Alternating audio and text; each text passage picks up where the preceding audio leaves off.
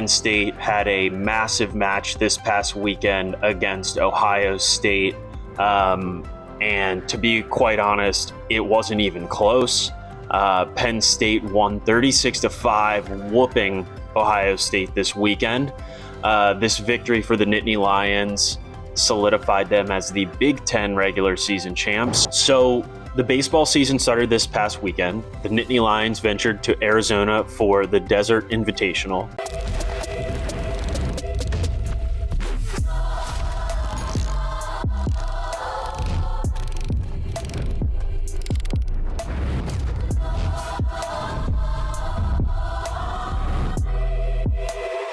Hi, everyone. Welcome back to another episode of The Road to Happy Valley. I'm your host, Noah Malone. So today I want to obviously talk about Penn State wrestling. They had a huge match over the weekend. I want to talk a little bit about baseball as the season for those guys just started. And then I kind of want to go over where we are at with college football as far as the recruiting process goes. I'll get into that at the end, but should be a good episode. Let's get into it. As you guys know, Penn State had a massive match this past weekend against Ohio State. And to be quite honest, it wasn't even close. Penn State won 36-5, whooping Ohio State this weekend. This victory for the Nittany Lions solidified them as the Big Ten regular season champs. So congratulations to those guys.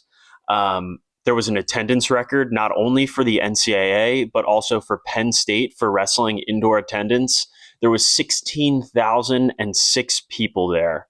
They brought out the 2016 national championship team, which was really cool.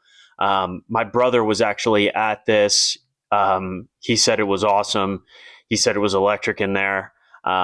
He does have a friend that did wrestle at Penn State, which is pretty cool. So a lot of great things happened for those guys over this past weekend. They ended up winning 9 out of 10 weight classes versus Ohio State.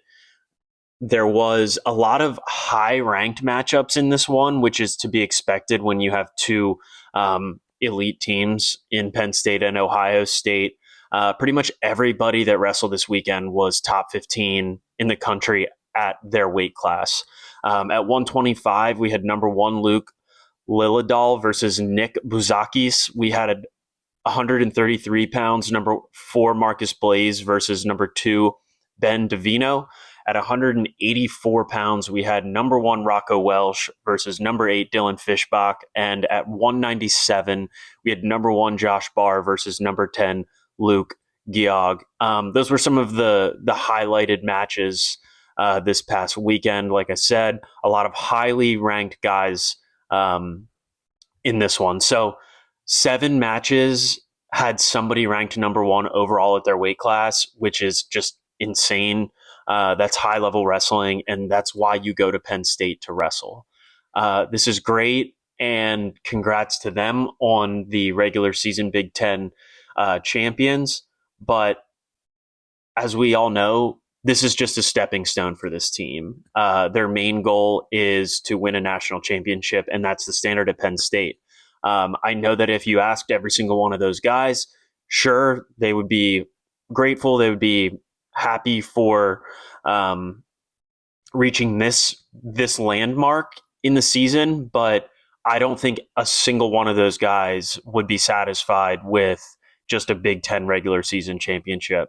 And that goes back to what the standard is at Penn State and the standard that Cal Sanderson has set for this club since taking over.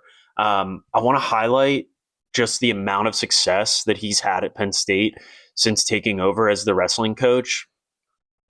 He's got 230 dual wins, 12 NCAA team national championships, 9 Big Ten titles, 40 individual national champions, 101 All-Americans, and 9 undefeated seasons. And he is trending for another undefeated season this year as Penn State picked up another win.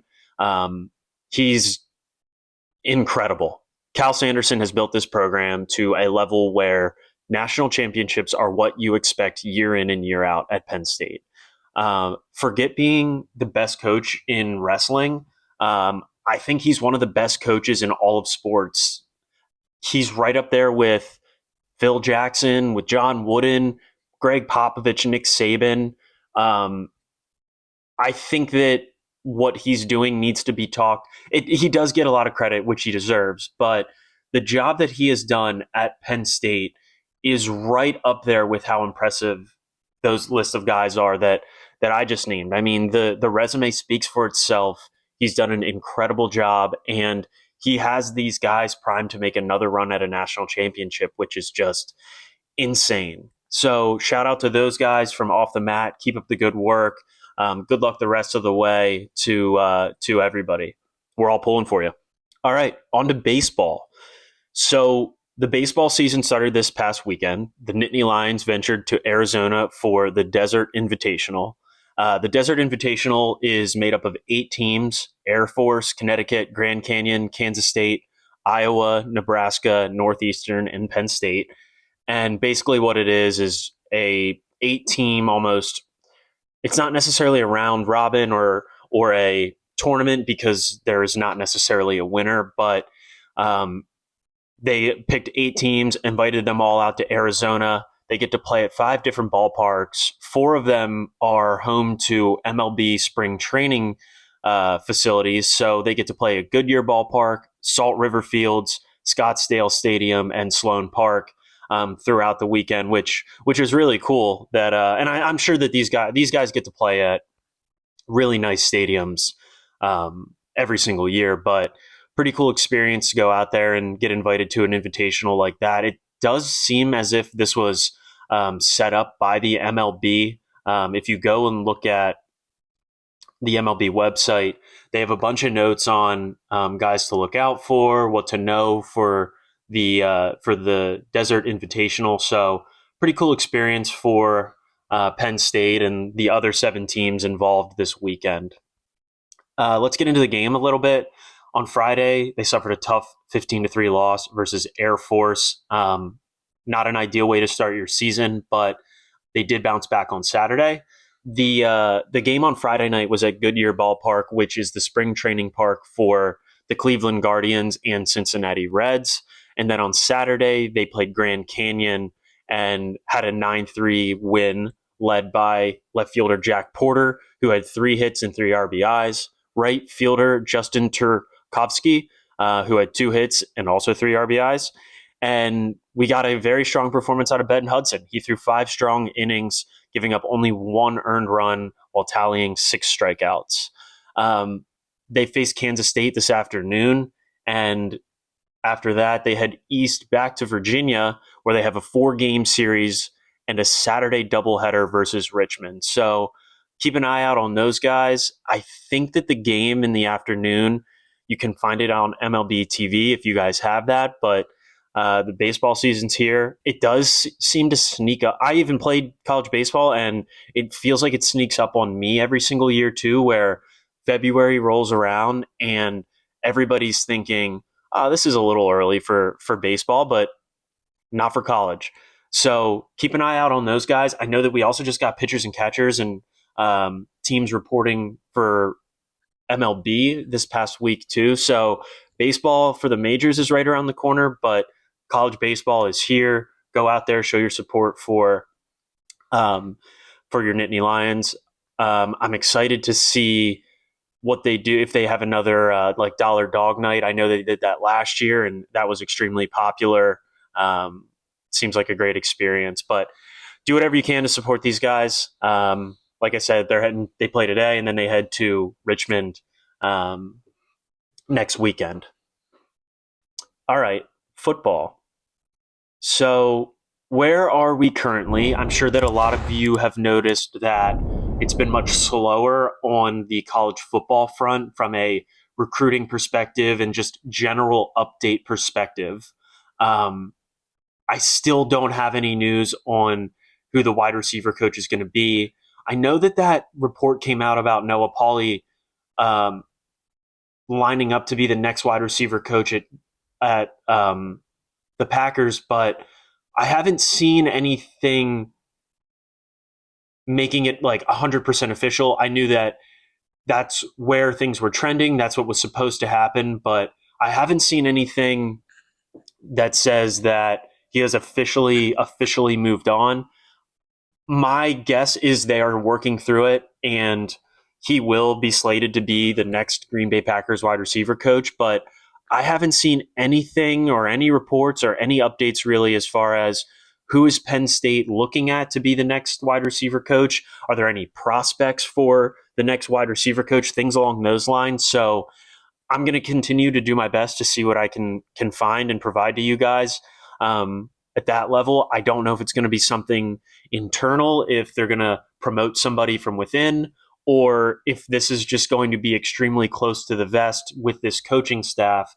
I think that what we've seen is the minute that something comes out as far as who the next coach, assistant coach, position coach is, that tends to be where we end up going. So, for example, when they hired Coach Lynn, there was pretty much a report that came out that they were working on getting him to be the next defensive coordinator, and that's who it ended up being. I know the head coaching search didn't exactly go that way, but I think since this staff has been in place, the minute that we hear something is pretty much exactly how it's going to end up playing out. So, like I said, I'll try to do my best to keep an eye out for that for you guys, but it's been very quiet, and I don't really have a ton of information on the new potential wide receiver coach for Penn State. But as I was saying, the lack of updates from a recruiting standpoint, just from a football standpoint in general, you'll begin to see guys here and there announce some official visits. We've seen a couple of those. But as far as that goes, we are currently in a dead period. Now, what does that mean?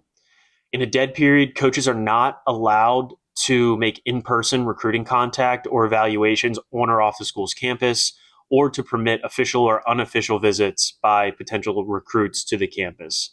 Basically, the only thing the teams can do at this time are contacting players over the phone. You're not allowed to show up at their school, not allowed to show up at their house, can't have anybody on campus. This is strictly contact over the phone or methods that are not in person, however that may be. So how long does this last? The dead period goes from February 2nd to March 1st. February's flying by. I think we're halfway done with February already. So within 2-ish weeks, we'll be out of that dead period, and then we'll be heading into the quiet period on March 2nd, which goes until April 14th. Now, what's the quiet period? During this period, coaches are allowed to make in-person recruiting visits only to the school's campus. So no in-person recruiting is allowed to happen off campus. Student athletes and recruits are only allowed to be on campus during this quiet period. This is when you'll begin to see guys showing up to campus for like the spring practice and the spring visits. They haven't decided exactly the layout of the blue-white game, but expect there to be recruits on campus for that. And then once that quiet period is over, we get to the contact period, which is April 15th to May 23rd, which this is basically like the standard open season for recruiting in college football. April 15th to May 23rd, this period is allows coaches for off-campus recruiting, in-person recruiting. This is when we will begin to see more of the at-home visits from the coaches or in-school visits. Guys are allowed to come to campus. This is, like I said, pretty much the open season, the free reign version of college recruiting. Once this contact period is over, there's a 3-day dead period, which I don't understand the point of that, because after that 3-day dead period, you get into a 3.5-week quiet period. I feel like they should just go from the contact period to the quiet period. I don't really think that the 3-day dead period makes any sense. But what does the NCAA do that does make any sense? After that 3.5-week quiet period, we are back to a 4-week dead period, which goes into the end of July.